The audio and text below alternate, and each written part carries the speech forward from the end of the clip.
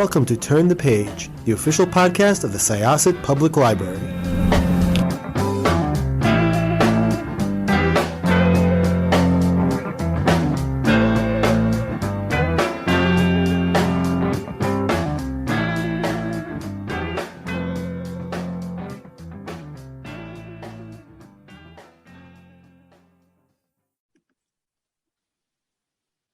Hi, everybody.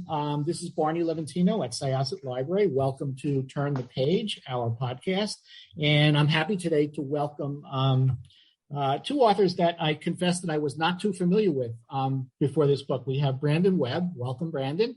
And John David Mann. Again, John, welcome. The new book is Cold Fear. It's actually the second in what I'm guessing is going to be a longer series than two books. This was a terrific read, and it is a sequel to Steel Fear, but this book works really well as a standalone. And I confess, I'm actually going back now and starting at book one. But welcome, gentlemen. Thank you. Good to be here. The book, as I was reading it, it's a little different than a lot of the typical mystery thrillers. This is it's a mystery thriller in a good way. It's a mystery thriller within a mystery thriller. I mean, you've got talk a little bit about the book, and then we'll get into how I come to characterize it that way. Yeah, well, I'll start and just say that there's, there are two threads. I mean, there is the mystery in the book. There is this setup. A young woman runs through the street of Reykjavík in the middle of winter, barefoot, and slips into a pond and drowns. This is not a spoiler. It happens on page 5, so you already know about it. And the whole story is driven by this mystery. Why does this happen? Why does this girl drown? But there's a larger mystery, which is the hero, Finn, the traumatized Navy SEAL with memory issues, who's on the run from events that we talked about in Steel Fear, but he's on the run from U.S. military intel. And we don't know exactly why. He doesn't know exactly why. And so there's a larger mystery of his situation. It's a complex story. There are indeed a lot of threads going through, and Finn is faced with his own challenges in terms of trying to get his own questions answered. And again, we don't want to give too much away in terms of the story, but he's tracking down some people that he thinks are in Iceland that can help him to answer some of those questions. And as that's going on, he becomes enmeshed in this mysterious death of this woman in the pond, and it's all these threads coming together, and how he's doing his own hunting. But he's also trying to avoid being snagged by the Iceland police authorities. And at the same time, he's trying to help them along the way in a lot of ways as he's learning things along the investigation. So it's a lot going on, and it's laid out really neatly, and it's a good story. It kept me going the whole way through. So it was fun. Talk a little bit about Finn, about how he came to be, and who he is, and where he came from. I mean, I'll let John take that one, because Finn is actually John's creation. But I would say I do like hearing you at the beginning say that this is unlike anything you've read, because I think we're writing cross genre almost, right? So it's nice to kind of pull in some other people that normally wouldn't read a military thriller, but they're into crime. But Finn, is a great character. But I'll let you dive into that, John. Okay. I'll dive into this icy lake behind me. Yeah, it's people first saw Steel Fear and pegged it as military fiction, military adventure, and it's a military thriller in a way, but it's also a psychological thriller, and it's really a crime story, and it's really a mystery. And so Brandon had this idea, just to backtrack the first book. Brandon had the idea for that book, the plot thread for that book, like over decades ago, actually. When we chewed that over for over a decade. It was the invention of Finn, I think, that was kind of the catalyst for us to sit down and finally write that book. And Finn is a Navy SEAL. And what do you know? Brandon is a Navy SEAL. So there is not exactly a coincidence there. Is Finn based on Brandon? No, not really, but a little bit. Brennan is a healthier individual. But I have a lot of familiarity with the Navy SEAL community through Brandon, through all the writing, the nonfiction writing we've done together. So Finn is a Navy SEAL, an elite Navy SEAL, who has a dark past, who has suffered intense trauma in his childhood, and is also gone through some serious trauma in the very recent past. There's been some kind of war crimes that he was either witness to, or maybe party to, or maybe not, or we don't know. He doesn't know. He is prized for his capacity to surveil, to observe, and to remember, and yet he has these memory holes. So he's kind of a hotbed of contradictions. Water is kind of his superpower, and so every book is themed around water. There's drowning, or there's the attempt not to drown, or there's the effort to kill people through drowning, or what have you. And so Finn starts out as a Navy SEAL, active duty, and by the second book, by Cold Fear, he is a fugitive from the law. He is on the run, not only from the U.S. military until it's hunting him down, and not only, as you said, Barney, the Icelandic police, but there's also a drug-addled former Navy SEAL teammate of his, actually, who's now a contract killer, about whom we can't say too much, but he's a terrifying character. And there's going to be a SEAL versus SEAL, battle on the mountaintop kind of situation that seems to be an inevitable conflict in the story. Yeah, I actually had a note that I made to myself that while he's trying to answer his own questions and avoid the police, he's got, as I described him, a well-trained and highly motivated assassin who's looking for him. And that adds another whole element to Finn's predicament. And it's, again, another thread to the story. So there's really a lot happening. There's not a lot of pages in this book that are kind of flat and with no real movement of the story. There's a lot going on throughout the whole story, and it's a fun read along those lines. It's fictional, but everything in it could happen. Which is what makes for a real good scary story, when the things are the types of things that you can envision happening. The other thing I like about Finn is, and it's something that John and I talked about prior to writing Steel Fear, is like this whole perception of what a Navy SEAL is and what a Navy SEAL is supposed to look like. And you'll see, going back when you read Steel Fear, Finn doesn't look like what people have this vision in their head a Navy SEAL is supposed to look like. He's just kind of lanky, troubled character. And the other thing that I think people would be surprised, I think John and I were like, okay, let's try writing this story, A Steel Fear. And we didn't really set out to write a series, but our editor, Anne, when we pitched Random House, she's like, actually, this is a series, guys. Like, you're not getting off the hook. So, and it's been fun. And I think that's large part due to the work John did on the character development with Finn. And he's just this, there's a lot of unresolved issues that we still have to get into, but he's a great character. I also love Boone in Cold Fear. He's freaking terrifying, and based on some people I know, so we're psyched. I think people are really, it's a page turner. I love Steel Fear, but Cold Fear is a damn good book. So I'm really excited about it. You guys have been writing together for quite a while, but nonfiction. And what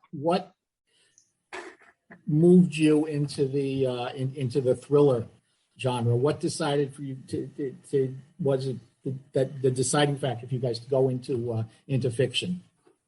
For me, so I write a lot of foreign policy stuff for the site that I run, softrep.com. There are these stories, or I'll see something on TV that I just know is not right. And I get inspired, like it just wants to come out of me. Like I actually wrote a guest piece for Newsweek after the recent shooting in Texas, because I just felt like somebody with expertise and gun knowledge should say, guys, time for us to make a change. And this Steel Fear was the same thing. I talked about the plot line for Steel Fear over 10 years ago with John. I said, this happened to me when I was a young Navy guy on an aircraft carrier. We had this pervert on the boat that molested all these women and never got caught. And I remember how scared the women on the ship were. And I just imagined it if it was this Hannibal Lecter like serial killer. And I was like, this is a story that needs to get out. And I loved it because it was original. It was original as well. And I think that's something important to John and I both, is we want to come from a place of authenticity and originality.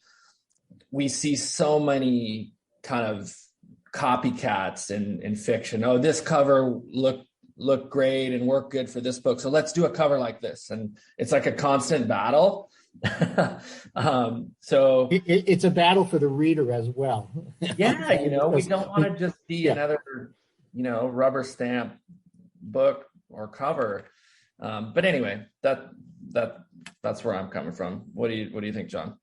Yeah, I mean, for me, a lot of the stuff that Brandon and I did, we did a series of memoirs. I mean, his memoir and then memoirs of a bunch of other teammates, friends of his, and others, and it practically felt like writing fiction at times, just because they were such good stories, and you're writing it and going, I'm not making this up. This actually happened. And so we had the taste in our mouths of writing great adventure stories, writing something really gripping and thrilling. And the truth is that the leap from nonfiction to fiction isn't that big. The biggest difference, honestly, is that what we learned in writing our first thriller is that it's what you said, Barney. I think you can't have a wasted word. You can't have a wasted page. You can't let a stitch drop. It's like you're leading a tour group over a rope bridge from one mountain peak to another, and you can't let them fall. So it's a different kind of writing, but but you're kind of writing the same stuff. One of the things that is sort of central to the long term, the arc mystery behind the series, is this question of these war crimes. And that stuff really happens. That's a real thing in Brandon's experience, and that we wanted to address head on that the military experience isn't black or white. It's like there are a lot of shades of gray. That these special operators, SEALs, MARSOC, Delta, whomever, Green Berets, are human beings, with complex personalities. The SEALs are also not muscle men and not primarily sharpshooters. They're actually primarily problem solvers. They are even more elite for their intellectual capacity than their physical capacity, which is pretty freaking elite already. So we wanted to represent all that kind of, the human reality of what this special operations world is like, and also bring it into a civilian, world. A Cold Fear is not a military book in any sense. The dude is in a city on his own, on the run, and it's civilian all the way. It's interesting. I in the course of doing these podcasts, we've got a little bit of a pipeline where a lot of books come through, and we get them and we're asked to take a look and talk to authors. And I speak to people, but I find that as a reader, the thing that really sets good fiction apart from marginal fiction is and I wrote it down as I was listening to you, is the plausibility factor. That you want to read a story which is fictional, and yet, I could see this actually taking place, and it's not this far-fetched, derived from whole cloth, which just doesn't have any base. Look at what happened recently on the aircraft carrier with like 8 deaths, right? So that's clearly like a leadership problem. Then bounce forward to Cold Fear, everything that's happening now with Russia and Ukraine. It's just, and that's part of, I think, the cool thing about, John and I working together is I have access to my writing team at Software. We cover foreign policy every day. And so we're very in the know and kind of reading the tea leaves and can kind of weave that into the story, to your point, in a very plausible way. Yeah, it's funny too. You're bringing up another point now as well. I'm guessing that you guys started writing this book more than 6 months or so ago, and yet you have a character in here who is a significant part of the story, who's this Ukrainian woman who comes over and she's talking about what's going on in Ukraine, and she's talking about the Ukrainian relationship with Russia, and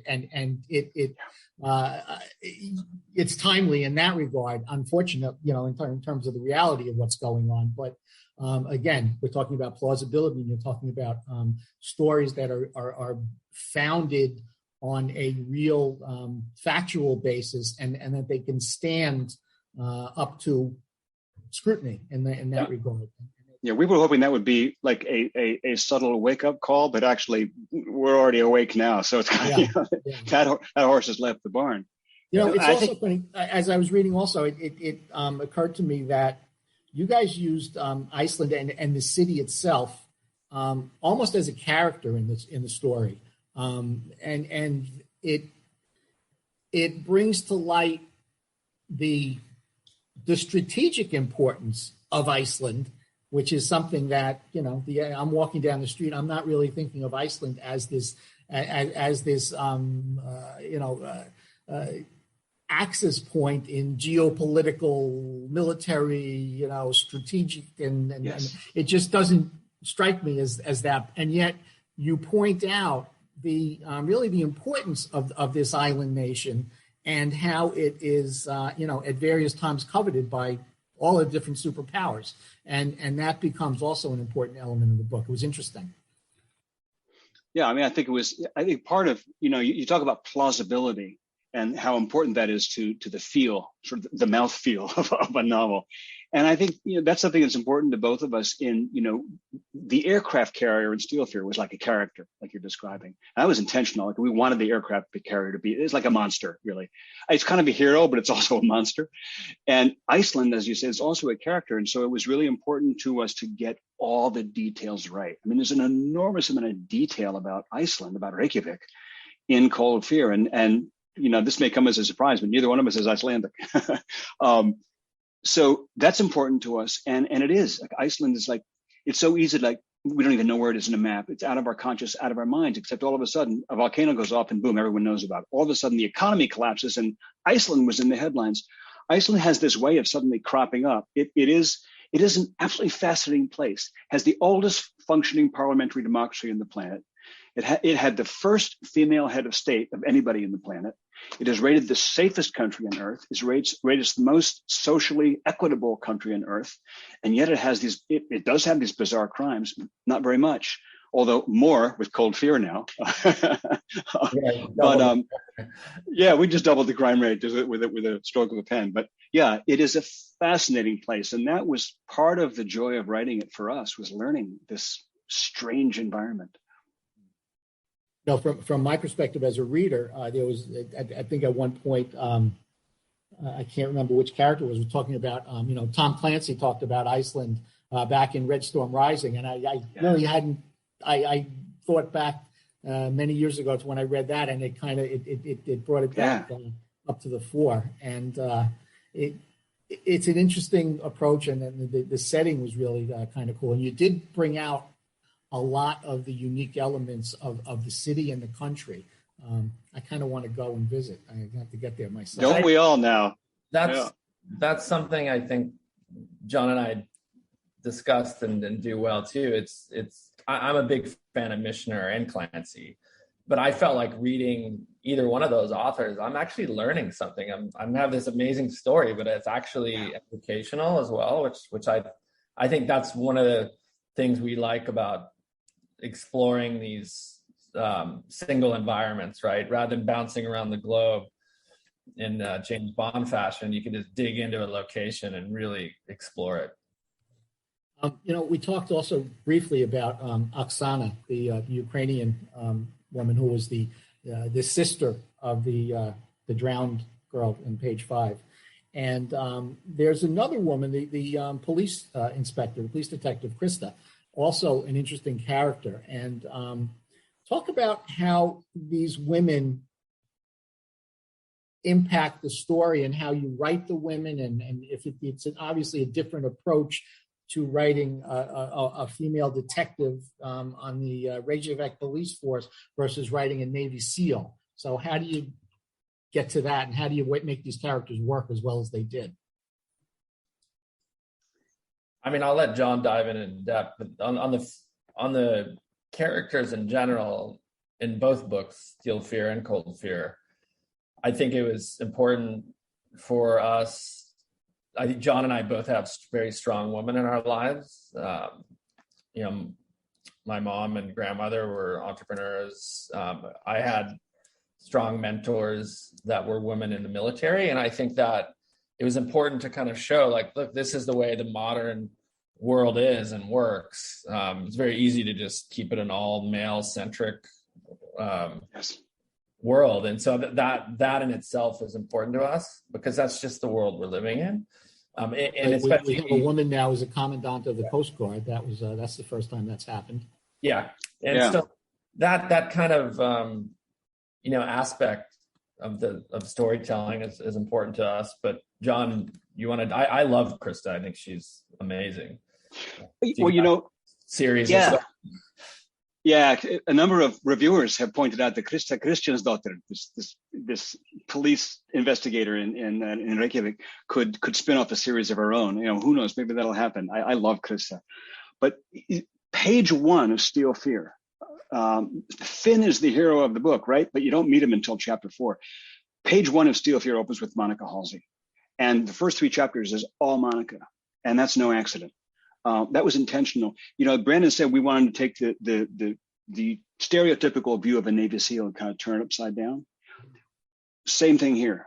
Part of what's going on there is it reflects Brandon's experience in the military. This is the military. The military has strong women, strong men, people of all color. It's such a melting pot. And I know that that's been a really big part of the value that Brandon's gotten out of his military experience. Is just being with so many different kinds of people. You have to learn not to get too narrow in your view. They'll work with anybody, all kinds of people. The character of Monica Halsey was based on a real helicopter pilot named Mona, a friend of Brandon's during this time on the carrier. Same with Cold Fear. It opens with the women, and that is no accident. Brandon and I both had strong moms, as he points out, and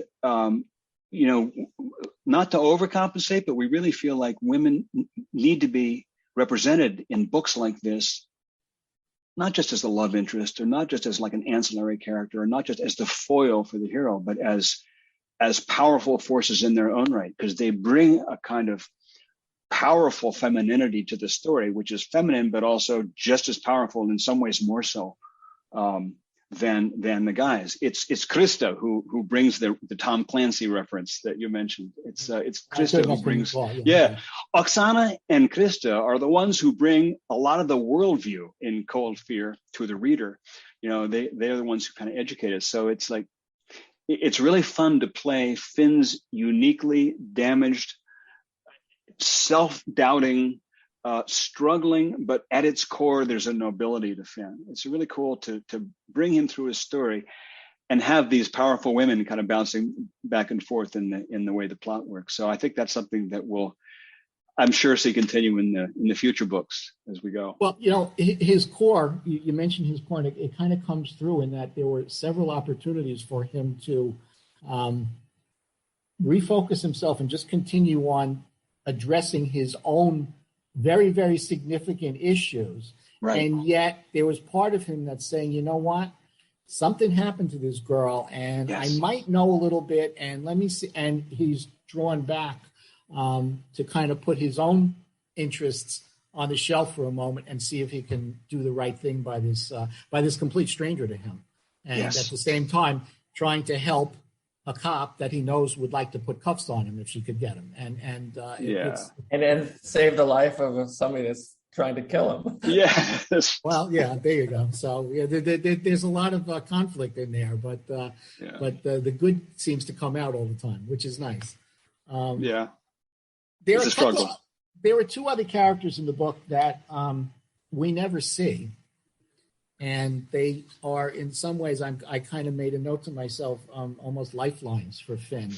And these are his his text message correspondence. You have Stan and you have Carol, who we don't see in this book, and who clearly are important to him and are significant to him. And I'm hoping to learn more about them down the road. Very interesting.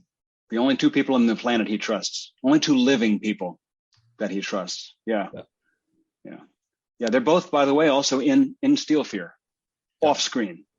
And Stan is not his real name. We don't know what his real name is, but he calls himself Stan L because in honor of Stan Lee, the creator of Spider-Man. That's where his name comes from. But yeah, they are his lifeline. They are his intel lifeline and his emotional lifeline. And I love these two characters. We still know so little about them. I hope, I'm sure we'll learn more about them. Can't wait.